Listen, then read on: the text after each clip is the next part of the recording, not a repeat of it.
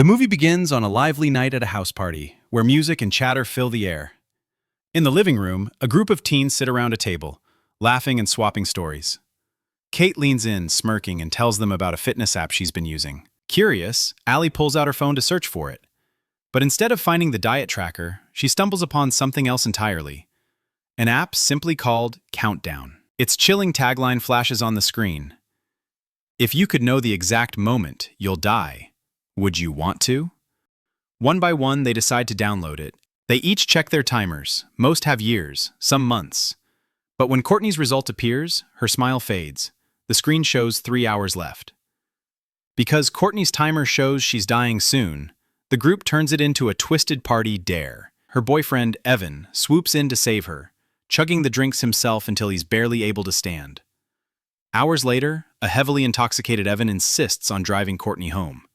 She refuses, saying she'll walk instead. Evan peels off into the night, leaving her behind. As Courtney's phone vibrates, she checks the screen. It's the Countdown app. But this time, there's a warning. She has broken the user agreement. Panic sets in. She rushes toward her house. It's just a couple of blocks away. An unseen presence attacks. She's dragged away violently. The countdown hits 0. She's gone. Meanwhile, across town, Evan's night takes a darker turn. His car slams into a tree, a thick branch smashing through the windshield, piercing the passenger seat, the very spot Courtney would have been sitting. One word fades into view through the silence. Countdown. We meet our protagonist, Quinn, a young nurse, arriving for her hospital shift. She moves through her daily rounds until she spots a familiar face among her patients. Evan, pale and shaken, tells her about Courtney's death. She tries to comfort him, but then he reveals something that makes her stomach drop. He, too, downloaded the app, and his countdown shows only 19 hours left. Quinn brushes off Evan's fear, insisting the app is just a hoax, and guides him back to his hospital bed. Moments later, her colleagues surprise her. She's officially passed her exams and is now a licensed nurse. Laughter fills the break room as they cut the cake and celebrate. During the conversation, Quinn brings up the Countdown app. Curious, the group downloads it, laughing at their timers. Later that night, as Quinn leaves the hospital, curiosity gets the better of her. She downloads the app for herself. The timer appears. 2 days and 22 hours left. A chill runs down her spine. At home, Quinn sits at her kitchen table, filling out employment paperwork. She realizes she needs her birth certificate, but it's at her parents' house, a place she's been avoiding. She makes the quiet drive to her father's home. Inside, the atmosphere is heavy. Her mother has passed away, a loss that has driven a wedge between family members.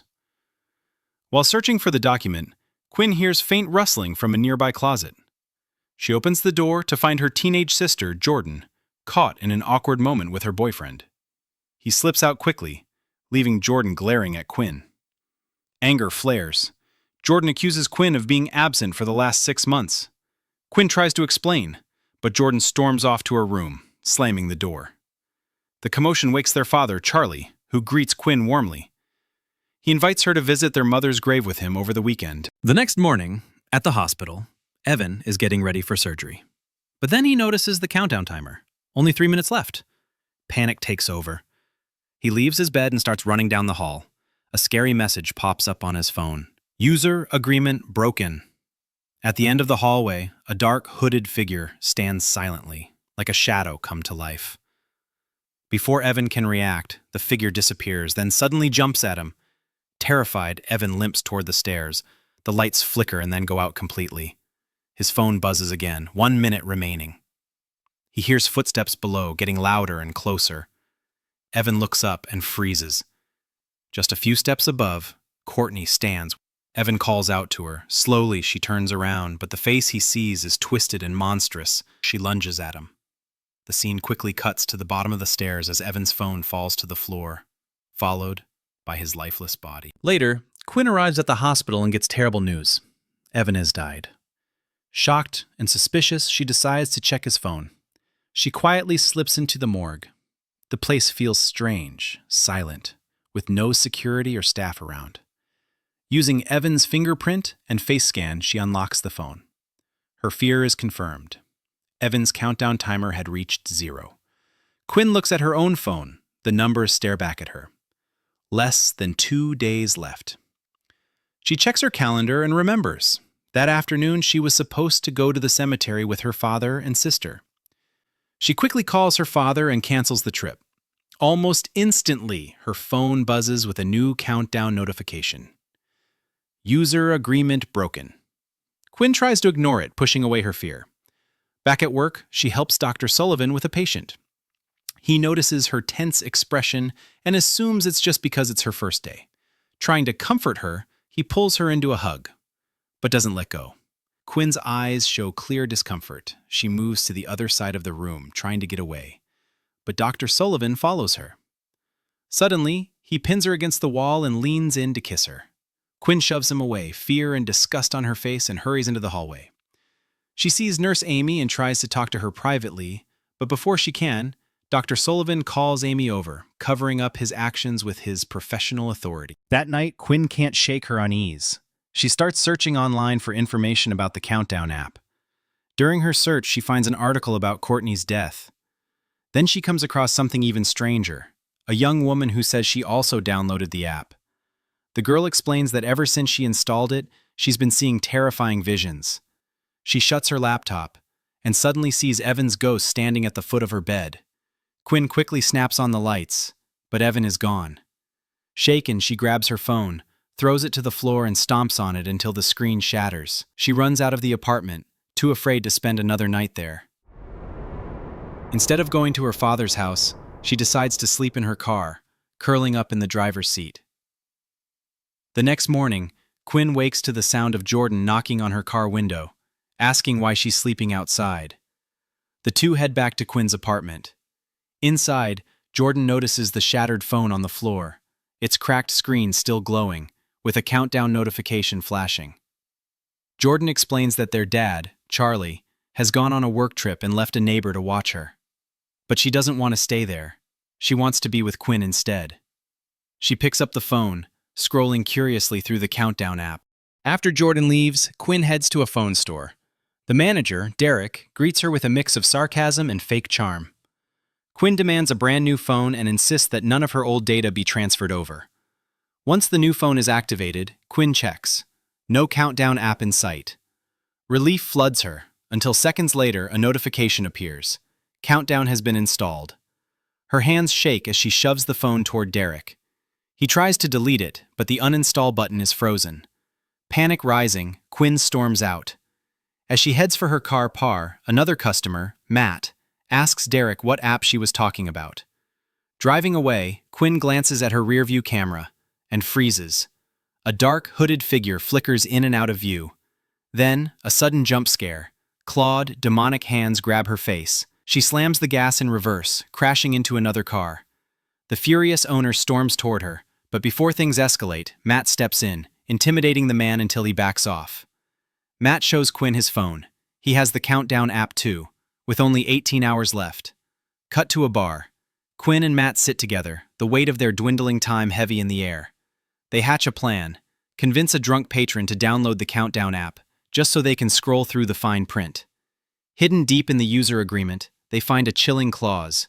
The user must accept their time of death, and any attempt to change it is a violation. Believing something far darker is at play, they head to the hospital to speak with Father David. When they mention a possible demon, he doesn't laugh. Instead, he refers them to someone who might know more. Before they can leave, Nurse Amy pulls Quinn aside. When Matt goes to the bathroom, he stares into the mirror. As he's looking at himself, his eyes suddenly catch a glimpse of feet passing behind him. But in the next instant, the feet twist unnaturally backward, and the lights begin flickering. He turns on his flashlight, scanning the room. Nothing. Then, out of nowhere, a child attacks from behind. Matt crashes to the floor, and the lights snap back on. Amy pulls Quinn into an office. Inside, Human Resources and Dr. Sullivan are waiting. Without warning, Quinn is accused of sexually assaulting Sullivan. Shock turns to anger as she insists he was the one who attacked her. No one believes her. She's suspended while they investigate. Still furious, Quinn meets back up with Matt. He keeps quiet about the ghostly attack he just endured. Instead, they follow Father David's advice and visit another priest, Father John. At first, Father John is warm and joking, but then his tone changes. He tells them about a prince from long ago. A fortune teller told the prince the exact day he would die, the same day as a great battle. To avoid his fate, the prince sent his brother into the fight. But soon, dark visions haunted him. When he returned to the fortune teller, she revealed the truth. A demon named Ocean was coming to put fate back on track. Father John believes the Countdown app could be tied to this demon. But to prove it, someone has to hack the app. Quinn and Matt know the perfect person, Derek. They convince him to ditch his Tinder date and dig into the app's code. What he finds is chilling. Strange Latin text, and a list of every user, with the exact time they'll die. Her little sister Jordan is on the list, and her countdown matches Quinn's exactly. In a rush, Derek changes their timers, giving Quinn, Matt, and Jordan a few more years. Their phones update instantly. For the first time in days, they can finally breathe. That night, Quinn asks Matt to stay. She doesn't want to be alone. As they talk, Matt shares the truth about his younger brother's death, and suddenly the strange child he saw earlier makes sense. But their relief doesn't last. In the middle of the night, the power goes out. Matt runs to Quinn's room and sees her being dragged away by something inhuman. In a blink, it's gone. They grab their phones, and their timers are back to the original numbers. Matt, 2 hours left. Across town, Jordan isn't safe either. Alone in her house, she's being stalked by the ghost of her mother, whispering her name, dragging her toward the darkness. She hides under the bed, and then, a sudden, violent jump scare. Her mother's ghost leans in. Jordan bursts out of the house, just in time for Quinn and Matt to pull up. Without hesitation, the three race to Father John's church. After studying the app's code, Father John comes up with a desperate plan: outlast the countdown. If they can stay alive even 1 second past their predicted death time, all within a protection circle, the curse could be broken for everyone. In the dim basement, they mix salt and paint, carving the circle across the floor. Matt's timer is nearly at 0 when the power suddenly cuts out. The ground trembles. An inhuman growl fills the air. Ocean appears, looming at the edge of the circle, but the salt holds. Then, Matt sees him, his younger brother, standing just beyond the line. It's an obvious trick, but grief blinds him. He steps outside. In an instant, the demon seizes him and drags him into the shadows. Quinn and Jordan give chase, but collapsing shelves block their path. Quinn forces her way out, finding Matt in the middle of the street. The car strikes him, killing him instantly. Matt's timer hits 0. Quinn becomes very sad and starts crying, standing next to Matt. Back inside, Father John frees Jordan, but she's hurt and bleeding. Quinn takes Jordan to the hospital, where Dr. Sullivan treats her. With only 18 minutes left on Jordan's timer, Quinn hatches a dark plan. Dr. Sullivan, the predator who harassed her. If she kills him, it will alter her fate. Sullivan has decades left on his countdown, and if he dies first, maybe Ozen's grip will break. Quinn goes to Dr. Sullivan's office and lures him down to the basement.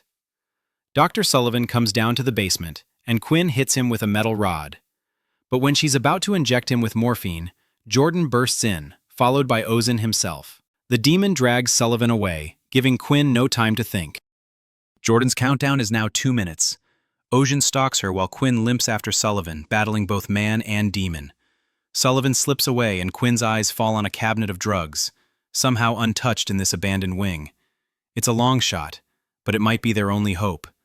Quinn races into the room, syringe in hand. Jordan's timer is nearly gone, and Ozen moves in for the kill. The demon shifts, and suddenly, it's their mother. Matt fell for this trick. But Quinn isn't Matt. She plunges the needle into her own arm. Her body convulses. Ozen freezes, caught off guard. Quinn rises into the air, suspended, the life draining from her eyes. The demon's victory turns to shock as her countdown hits 0. The curse is broken. Ozen howls in rage, its form crumbling to ash. Quinn crashes to the floor. Jordan runs to her side, spotting a small vial of Narcan in her sister's limp hand, along with a note scrawled in marker, "Inject here." Jordan stabs the needle into Quinn's arm. Seconds later, Quinn gasps back to life. They survive, barely. Days later, Quinn, Jordan, and their father stand at their mother's grave. Dr. Sullivan is in custody. The nightmare seems over. Until Quinn's phone buzzes. A notification. Countdown. Version 2 downloaded. Her breath catches. If you liked the video, make sure to give it a thumbs up and subscribe. See you in the next.